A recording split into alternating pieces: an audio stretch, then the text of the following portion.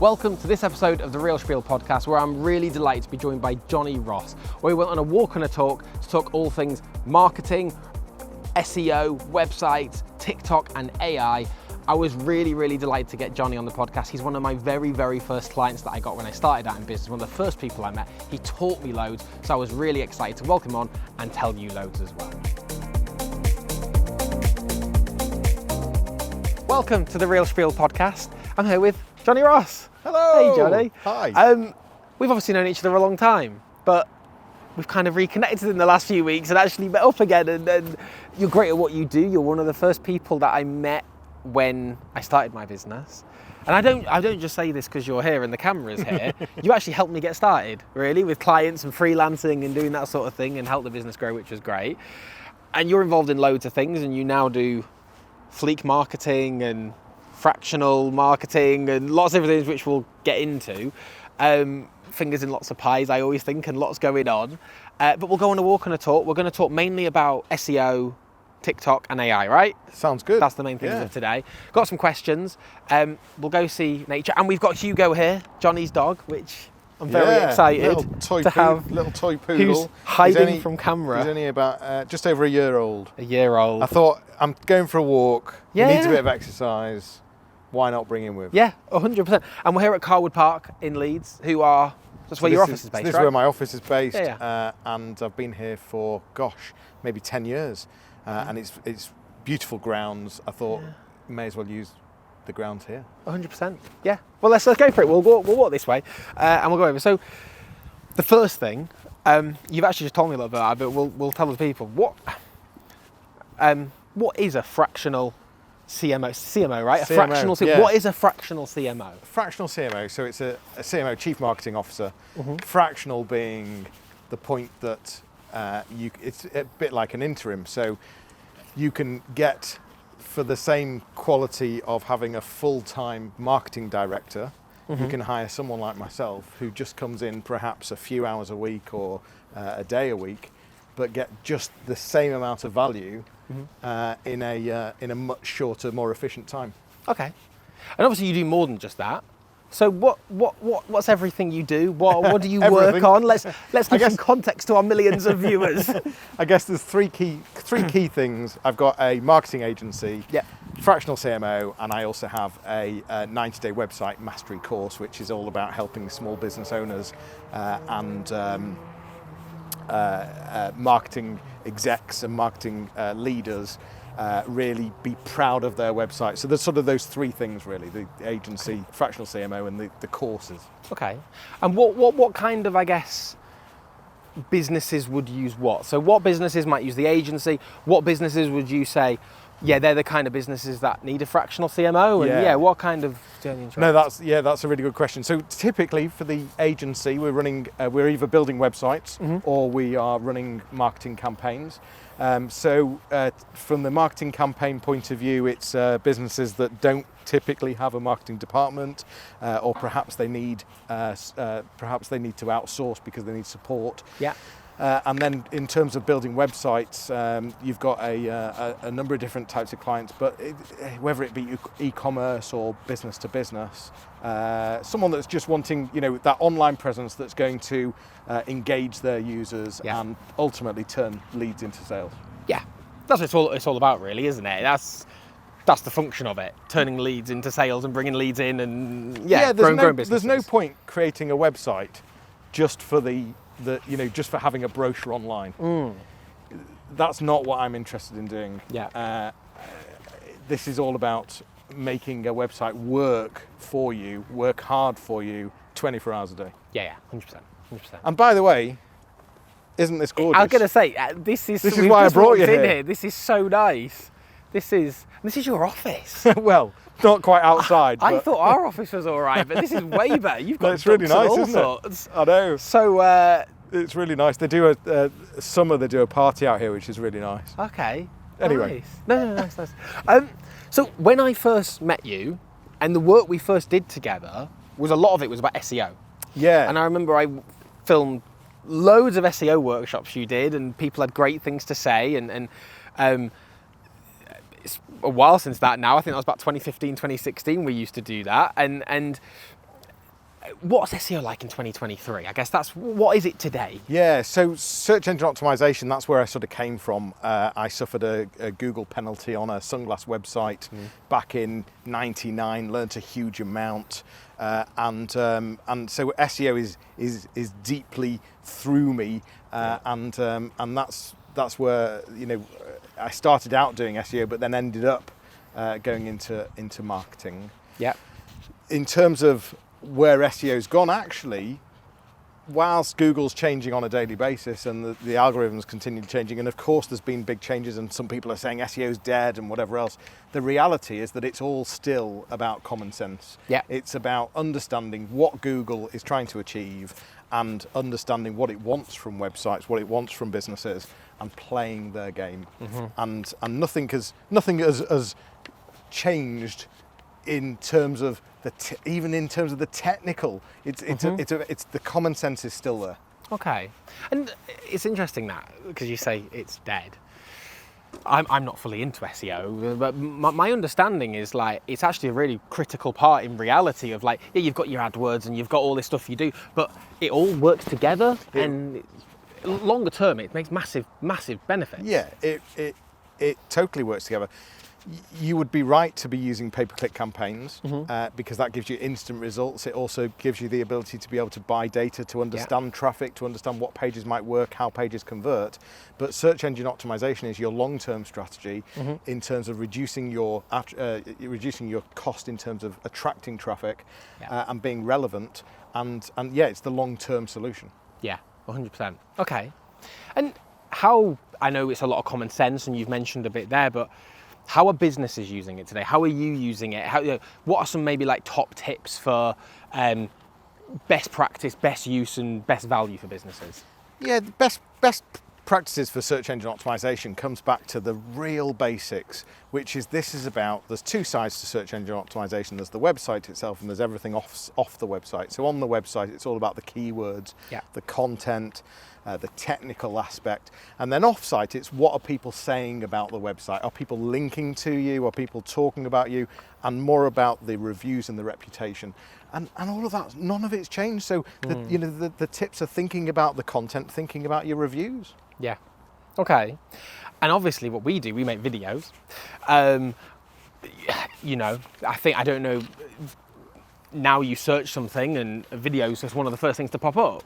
How over the last few years have you seen video become more critical in SEO? How have you seen it play a bigger role and how do you see it? Well, I've always been an advocate of video. Well, that's why we used to do it, right? Yeah, no question about it. Yeah. The bottom line is that people enjoy reading, they enjoy looking at pictures, but they far more enjoy watching films or TV, and therefore people engage way more with video than they do with just reading something. And so it's about having that multi-channel content that gives you the ability to be able to engage more. Yeah. If you can get someone spending longer on your website, interacting with your website, watching video, then that helps from a search engine optimization point of view. It helps from a conversion point of view. It sends the right signals to Google. But ultimately, you're getting better engagement because more chance of people listening or watching the content. Yeah, I agree. I agree with everything you just said. I thought you might. Yeah. But the reality, and for people that are watching or listening, this isn't about me trying to promote Adam's of course. video, because it's a genuine, I absolutely think that video is way better than text. Yeah. It's about having both, I think. Yeah, that absolutely is it. This podcast is definitely not about selling us. It is about information. I don't actually know where we are. Where are we walking now? Carrying on round? So we might be better going back this way. Okay, we'll go back maybe this way. onto the field. As you can tell, I have no idea where we're going. So I'll just follow your lead and Hugo we'll will let go the with camera us catch as well. up with us. Yeah. So another topic I know you're passionate about, I've seen it all over your LinkedIn for a while, is AI. Oh, God. It's become a bit of an obsession. Yeah, no, I mean, it is amazing, right? I was on your podcast recently, and I was talking about how we use it, and we turn images now into video, and we turn, the things down here. You say? Yeah, we'll go over here. And the things that we do with it are blowing my mind. Like, it's color grading stuff for us, and it's not 100% yet, but it's there. But what's your view on AI? How are you using it? And what's interesting is that I've seen agencies coming out saying, we categorically will not be using AI. We value our content. Have you? You've seen that? Oh, God, yeah.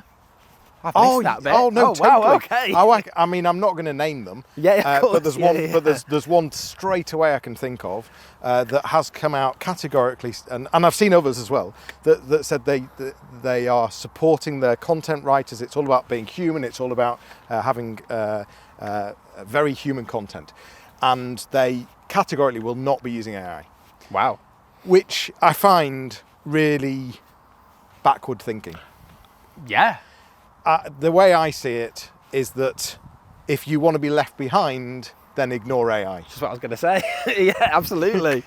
If you want to stand out, have the best tools in your toolkit, be as effective and as productive, and in fact, I found the right word. If you want to add the most value possible, then you need to be trying and testing and optimizing AI. Yeah, absolutely. And so I guess on that point, I'm the same with you. I think AI is a massive opportunity, and I think it's how we use it, and those people who adopt it are going to win. And how are you seeing it coming into the world of marketing? So what you do, websites, SEO, how are you seeing it benefit? How are you using it? How should brands be using it? There's just so many opportunities, the right word that you use. There's so many opportunities with it. And if you understand how to use it and how it works, that question's really difficult to answer because there's so many things that you could be doing with it. So whether it be, let's take the blog content, let's take video content as an example. Yeah. A business, maybe it's a marketing director or a brand manager wants to produce a video. Okay, they could easily be using AI to, first of all, train AI to understand their business, to understand their audience, to understand their key messaging, but then to get AI to start producing some kind of structure. Yeah. Some kind of, now that you know my audience, now that you know the pain points, what do you think should be the key messages that's going to hook my audience into really wanting to speak to us, to really wanting to buy from us. And you might not be amazed because you're using it, but people listening, people watching will be, some of you will be amazed at what it can produce. And there's a big argument that people think it's quite vanilla, it's not right, but it's all about how you use it and what you tell it. Isn't there something that happened recently though, where not that I'm trying to put people out of work here, because I do think it's about how you use it, but Brewdog used AI. There's a story, isn't there, about they normally pay this company a lot of money to come up with the names of their new beers and strategy and all that, and they put it through AI, and look, it took a lot of prompting, and it took a lot of all that, but it came up with 4 cracking names, and they didn't spend a penny. Right, well, there we go. And they spent a bit of time, but no, you're absolutely right. Yeah. They didn't spend 20 grand on a branding agency to come up with a name. You're right. And there's an in between. There is an in between, but there's a perfect example of how AI can actually really fit in and produce something that's very effective, very productive, very quickly. And don't get me wrong, I'm not advocating they shouldn't have used marketing agencies because I think internally their marketing team did it, but how long did that take them? It's the first time they used it. This is why I think, like you say, marketing should adopt it. It's exactly, but it's a bit like, you can go and buy paint in B&Q, right? And you could go and paint your own house. Yeah. Most people are not going to do that because they're not skilled. They don't want to, they haven't got time, they'd rather be doing other things. Yeah. Well, likewise, you'd still get the experts to deliver something. Yeah. But AI is giving the experts the power to be able to deliver something of even better value. Absolutely.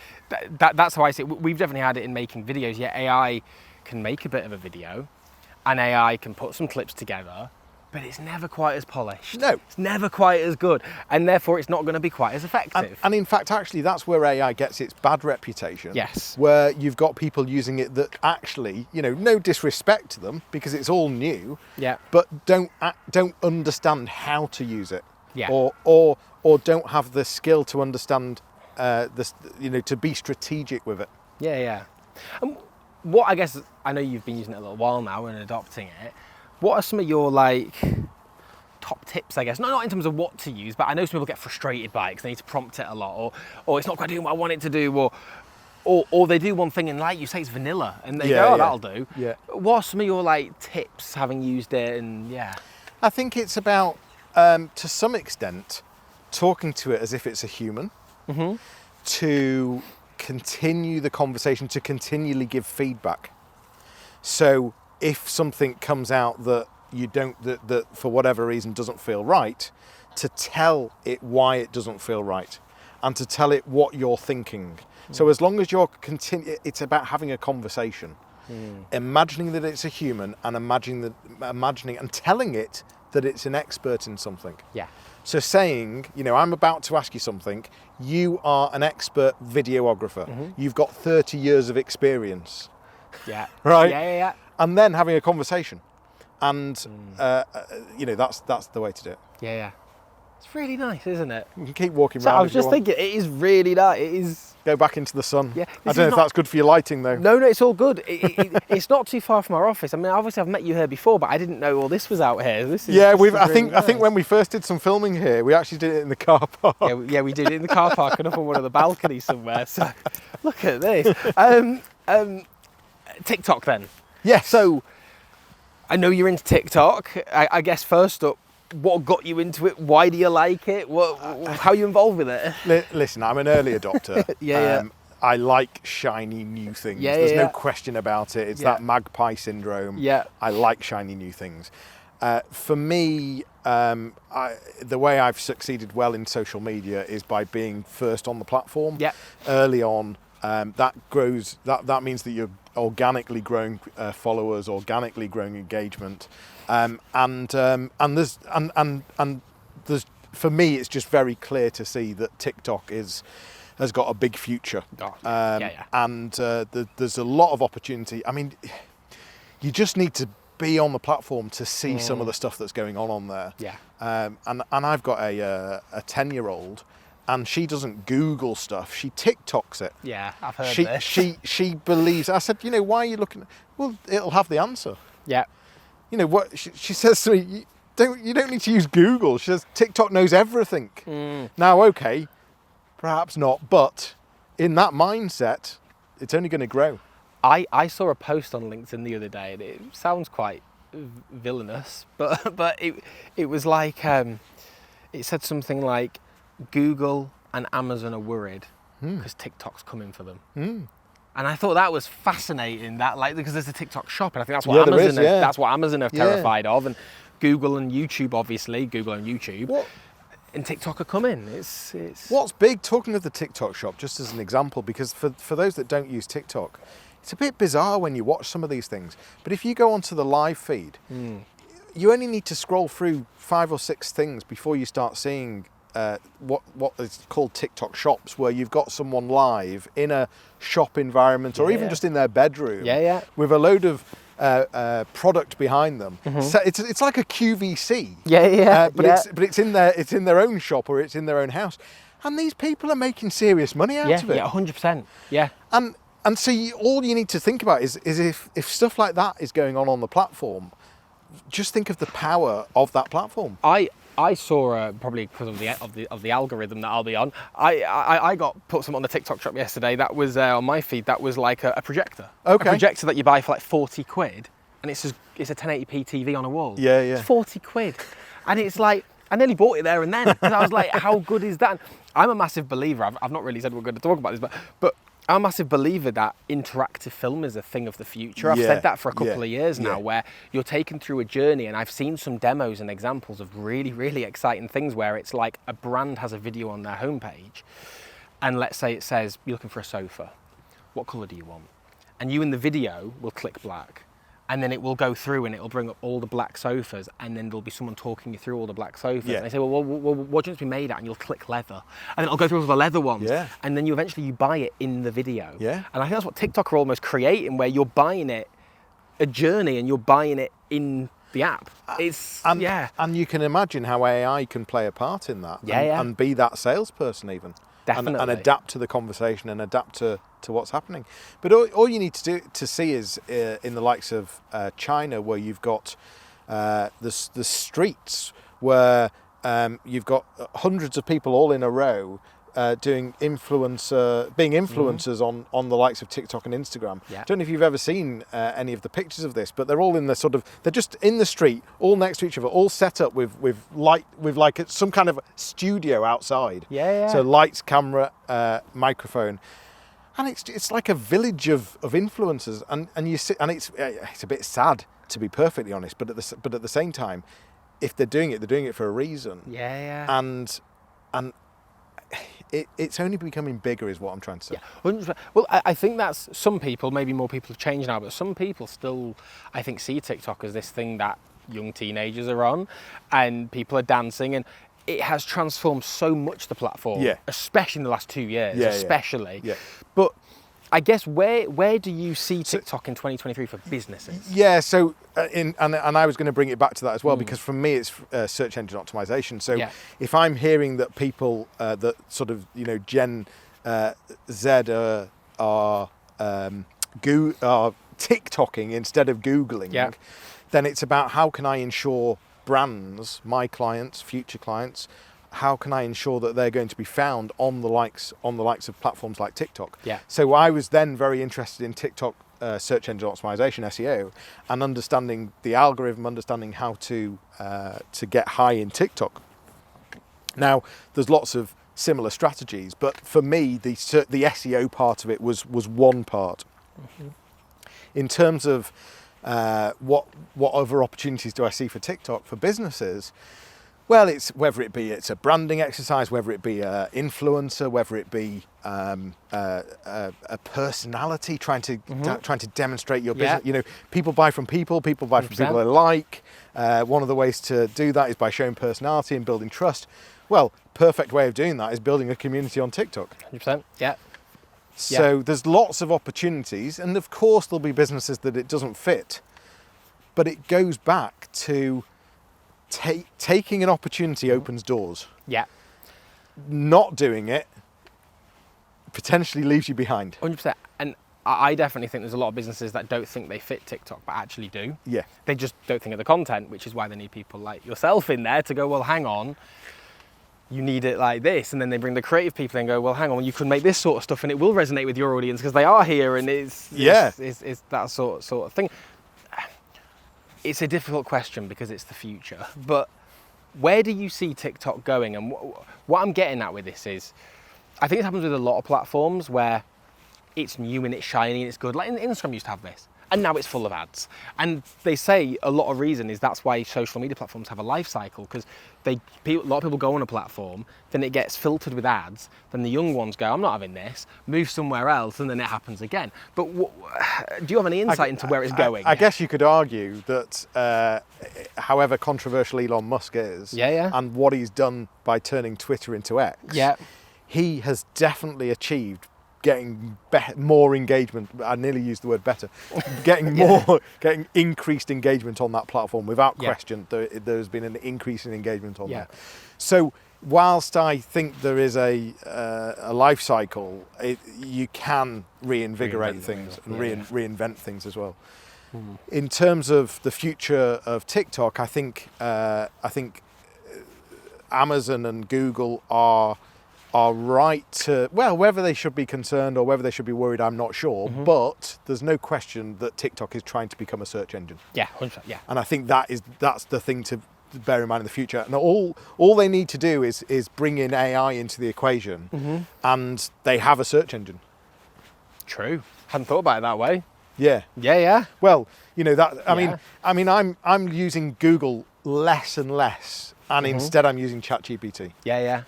So I just find it gives me quicker answers. It solves problems quicker. Yeah. So if TikTok can do something similar using AI, why would you be using Google? Well, you're not wrong. I was on holiday recently, and I was with a friend, and we were kind of like, oh, let's look for the best places to eat out in the area. And I just assumed we'd go on Google. No. ChatGPT came up. Yeah. Best places to eat in Bratislava, and I was like, my God. And came up with top 5 places, went to one, it was lovely. Yeah. But I was like, the immediate thought was ChatGPT for that search, which I would never have had, to be honest. I might have gone on YouTube or something like that. I'd have watched a video of someone who's done their top 5 in Bratislava and watched the video, because I'm a visual person. But yeah, they went straight to ChatGPT, which I found stunning. So. Well, we had a really similar example. So we were driving over to Blackpool. Yeah. We were going away for the weekend. Which way should we go? Which way do you want the sun? Which way would you like the sun? This way? Probably this way. This way. That's fine. Okay. Fab. Thanks, Steve. So we were driving to Blackpool for the weekend. It was about 11 a.m. Yeah. We wanted to stop for lunch on the way. Yeah. We had the kids in the car. We wanted something kid-friendly, nice and easy, not too far off the motorway. And I thought, God, if I'd gone back, how I normally would do that, I'd do loads of researching on Google, loads of researching on, TripAdvisor for restaurants and all sorts of stuff. And I thought, do you know what? I'm just going to speak to ChatGPT. Yeah. And I said, I'm currently in this exact location. Yeah. It's currently 11:05 a.m. Yeah. This is where I'm going to. I'm driving. I want to stop about 12:15. I want a child-friendly pub-style restaurant that has an outdoor play area. And it gave me one single answer and said, this will take you 10 minutes off your route. It'll be about 12:15. It's on your way. It's child-friendly. We went there and it was fabulous. See, that's amazing. And it did the whole thing in about 30 seconds.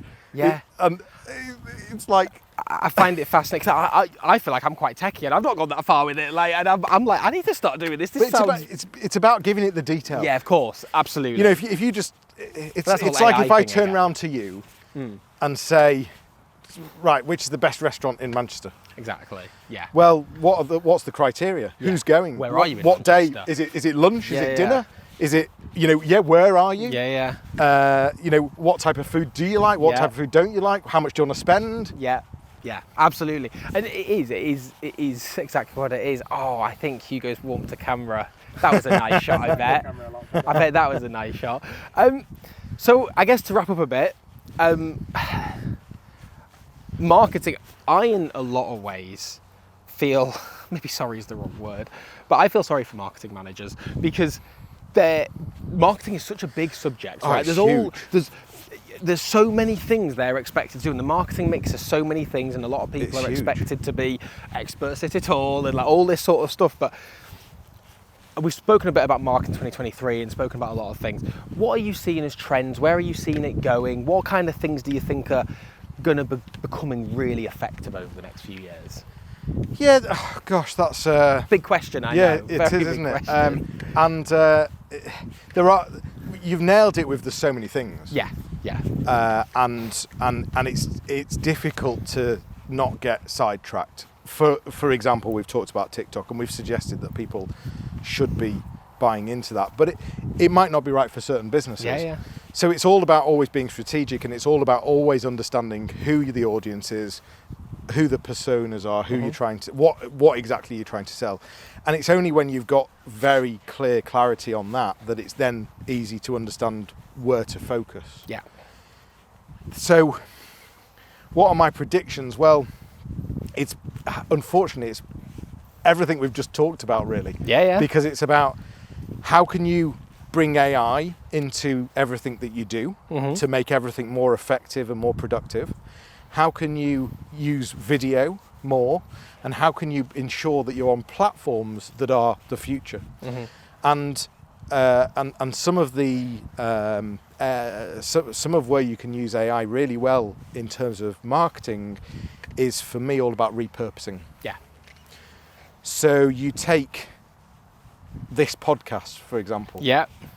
I think podcasts are a brilliant centre point. It used to be, for me, blogs that would be the centre. Yeah.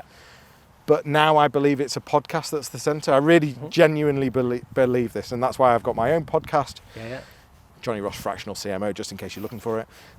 No, don't. We'll put the link in all the comments and we'll get it out there. Hit that subscribe button, make sure you hit the bell. Anyway,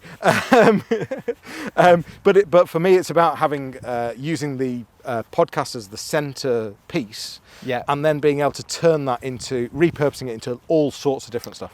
And what it's all about. It's something we do now day in, day out with videos. We make loads of content, and gone are the days in a way of fresh video shoot. It's now about, we shot that thing. Can we repurpose it to this?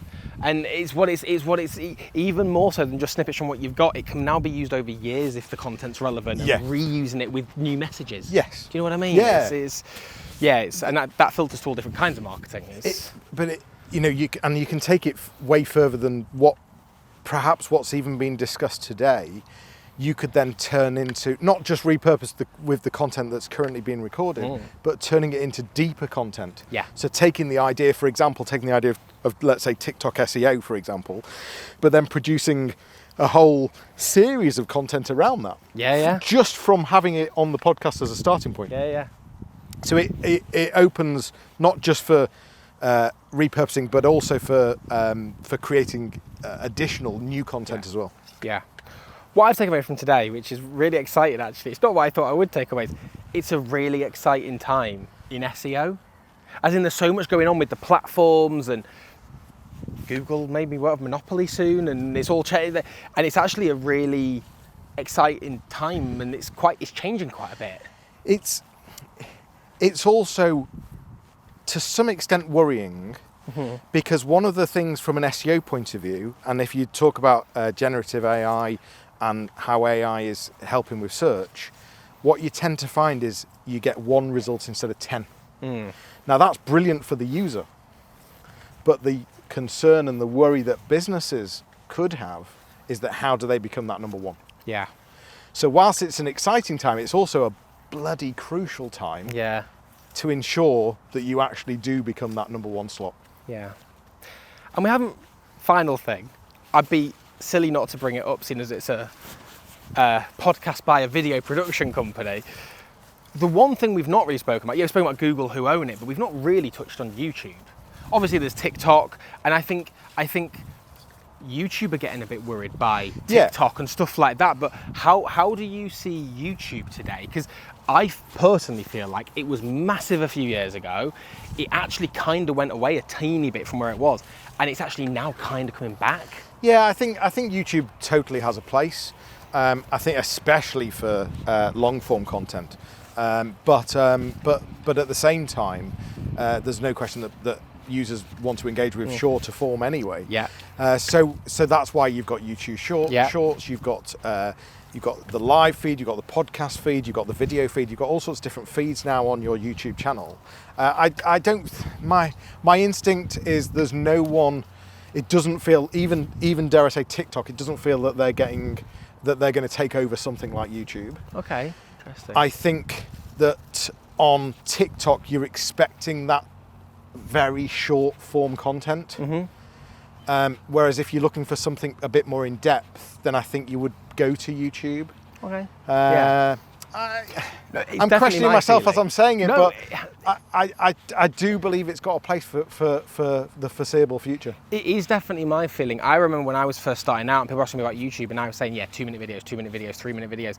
And now I'm actually finding myself saying, 8 to 10 minutes you can get away with it. Yeah, well, on YouTube, but also, and it's important that you've said 8 actually, is that if you're looking to produce lots and lots of content and potentially monetize at some point, then if you have 8+ minute videos, there's way more chance that you're going to get video ads in those and turn those and be able to monetize than 2 or 3 minute ads. 2 or 3 minute videos. Yeah, 100%. Isn't this nice? It gets nicer and nicer. I don't know if you want to turn around. I was going to say, what a nice place to finish. But I mean, just looking through here, the line of trees. Yeah, this is pretty cool. This is lovely. I mean, anything else you want to touch on? Is there anything you think we've not touched on that you want to? I think from an SEO point of view, 'cause I think you sort of asked me the future of SEO. I'm not quite sure I fully answered that question. I think I think schema is still playing a huge part, and that's about marking content up, and that's where it becomes important in terms of AI. It's about the AI. It's about Google.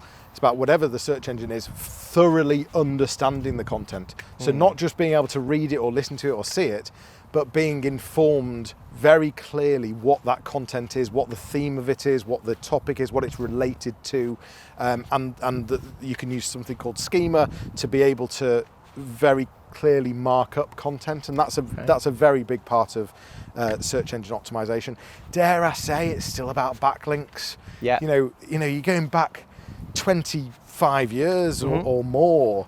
And some may argue, oh no, even Google at times says, it's not about backlinks, but it is.